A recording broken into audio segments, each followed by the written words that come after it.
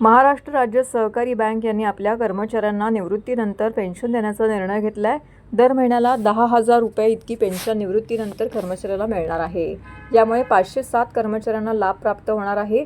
या योजनेसाठी लागणारी सर्व गुंतवणूक राज्य सहकारी बँक करणार आहे। या योजनेकरता बँकेचे कर्मचाऱ्यांकडून कोणतेही योगदान घेण्यात येणार नाही।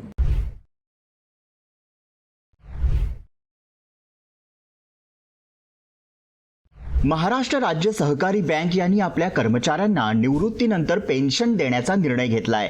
दर महिन्याला 10,000 रुपये इतकी पेन्शन निवृत्तीनंतर कर्मचाऱ्याला मिळणार आहे।